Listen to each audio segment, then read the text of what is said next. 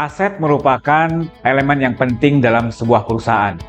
Namun, ada kalanya bagi perusahaan yang memiliki keterbatasan pendanaan, cukup sulit untuk bagaimana bisa merawat dan memelihara aset tersebut. Nah, ada cerita menarik yang dilakukan oleh manajemen PT PEN 14, bagaimana mereka meng-unlock values ini, mengoptimalkan aset yang selama ini idle menjadi lebih bermanfaat. Yuk, mari kita ikuti ceritanya. Kantor direksi adalah bangunan yang berdiri di atas tanah seluas 1 hektar yang berlokasi di Jalan Urip Sumoharjo, Kota Makassar. Gedung ini dulunya memiliki kesan kumuh karena kurang terawat. Namun pada tahun 2021, setelah dilakukan perbaikan dan renovasi, terciptalah kantor dengan suasana yang nyaman seperti saat ini, yaitu menampilkan nuansa modern dan kebersamaan yang sangat kuat. Hal ini selaras dengan histori pembangunannya, di mana semua elemen karyawan bersama Dapinbun dan Koperasi Karyawan turut serta berkolaborasi dan gotong royong membangun kantor menjadi seperti sekarang.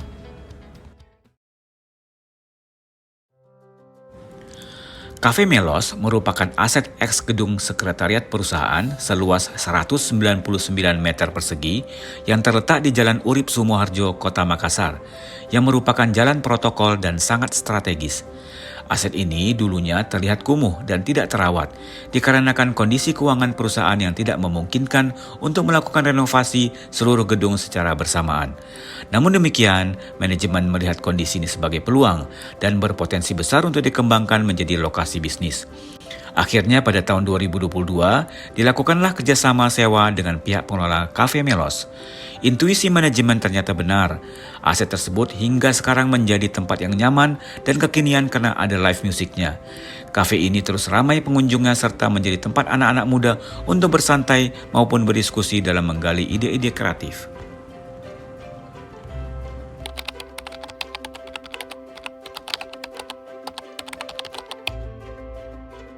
Yang tadinya area ini gelap, kalau malam semua orang lihat loh. Di sini gelap, tidak ada lampu. Biasanya juga tempat berkelahi, biasanya tempat di depan situ tempat eksekusi pernah kami dapat itu. Alhamdulillah setelah terbuatnya ini Melos, ya jadi aman lah, aman. Dalam lokasi ini sudah aman, terang, bisa diakses semua orang. Jadi tidak ada perasaan takut-takut lagi lewat urip, lewat perkebunan, tidak ada. Alhamdulillah setelah dibuat Melos ya bisa jadi tempat nongkrong, bisa teman-teman yang ada di area perkebunan ataupun di seberang bisa ngumpul di sini.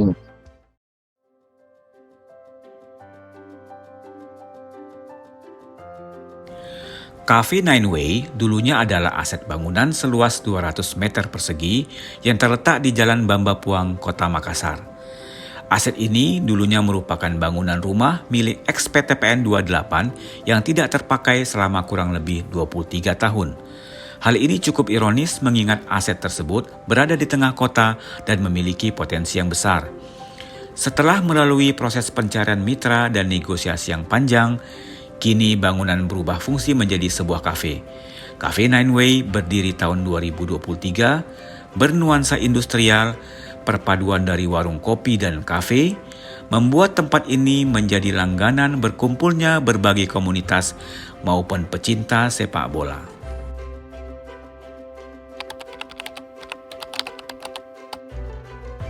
Saat ini Warkop Nine Way mulai berkembang, Pak.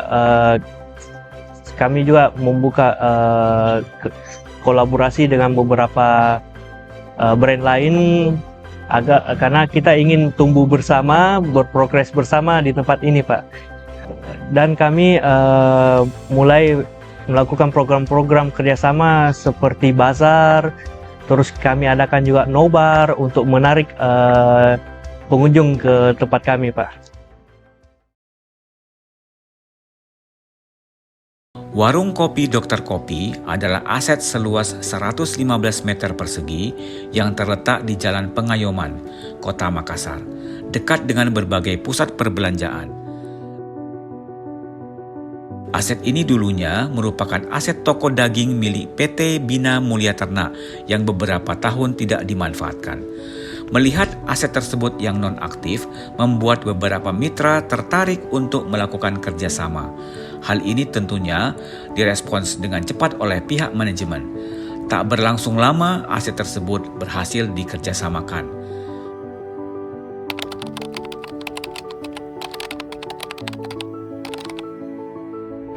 Awal kerjasamanya ini saya dapat informasi dari teman, katanya ada suatu tempat ex midshop dari PTPN ini, itu katanya mau dikontrakin.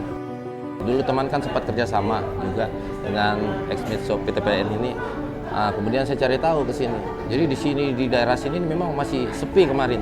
Cuman ada beberapa pelaku usaha gitu.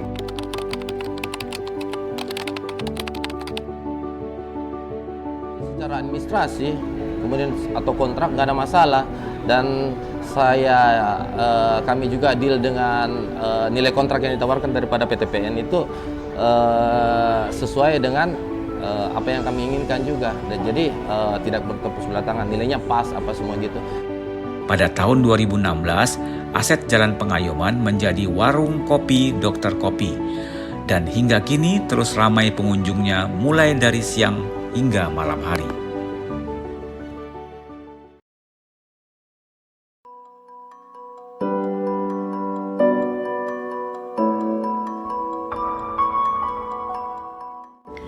Gedung Serbaguna Grand Puri Indonesia merupakan aset tanah dan bangunan eks rumah jabatan Direktur PTPN 14 seluas 1.200 meter persegi, terletak di Jalan Boulevard Kota Makassar. Lokasi ini sangat strategis, berada di pusat ekonomi dan pusat perbelanjaan. Pada tahun 2021, manajemen saat itu memutuskan untuk mengambil peluang finansial atas potensi gedung tersebut, mengubahnya menjadi lokasi bisnis.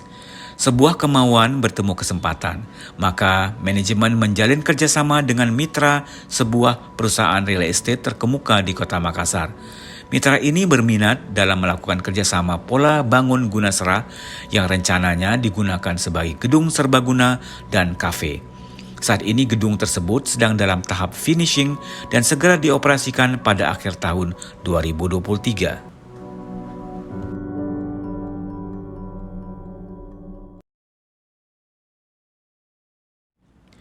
Eks Gudang Kapas merupakan lahan seluas 4 hektar yang memiliki beberapa bangunan dan gudang, terletak di lokasi yang sangat strategis berdekatan dengan gedung pemerintahan Kabupaten Jeneponto.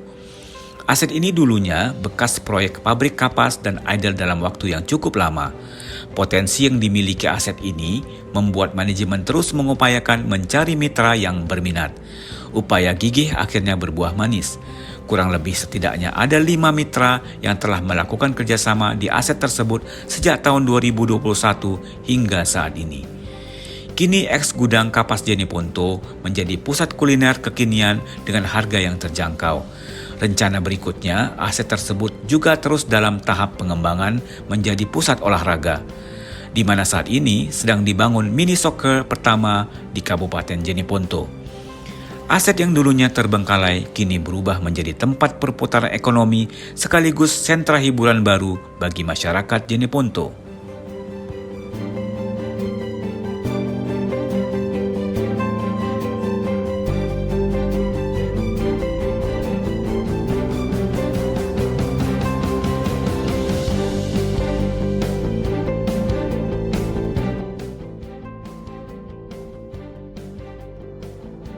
Dalam melakukan kerjasama, inisiatifnya dapat berasal dari calon mitra atau dari perusahaan. Dinamika dalam pencarian mitra cukup tinggi.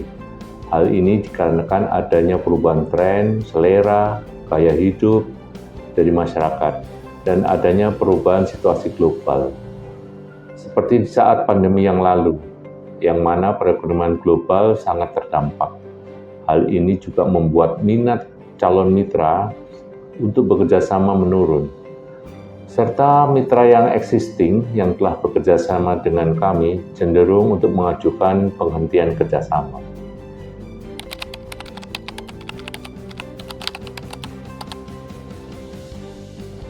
Dengan kondisi seperti ini, kami tetap berupaya agar mitra tetap bekerjasama dan sustain.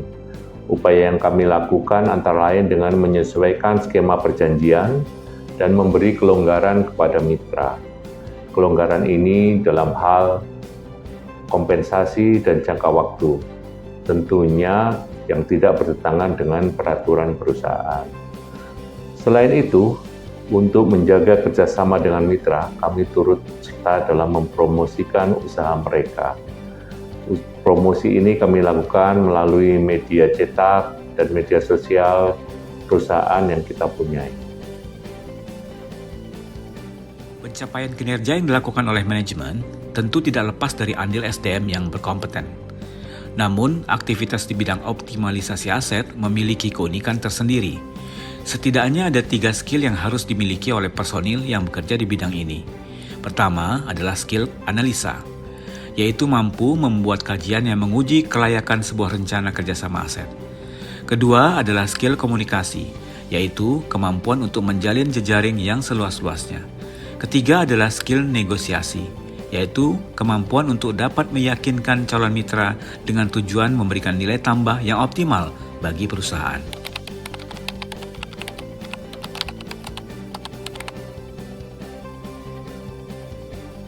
Sebenarnya ada banyak, tapi yang paling keingat sampai sekarang itu adalah gimana cara susahnya kita mendapatkan persetujuan pemegang saham dan meyakinkan pemegang saham bahwa mitra ini adalah mitra yang layak untuk kita temani bekerja sama.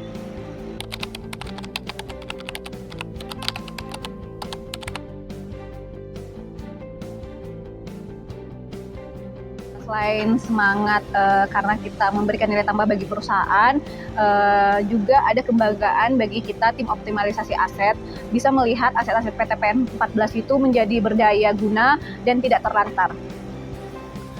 Tentunya melihat ketiga skill ini, porsi milenial lebih mendominasi sebab biasanya anak muda lebih memiliki jiwa sosial dan determinasi yang tinggi akan hal-hal baru.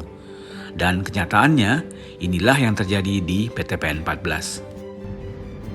Dari cerita tadi, ada proses unlock values yang dilakukan, yaitu mengubah masalah menjadi manfaat. Di samping itu, perusahaan juga ikut andil dalam meningkatkan perekonomian masyarakat, menciptakan lapangan pekerjaan baru, dan tentunya menerima cuan dari kerjasama yang dihasilkan.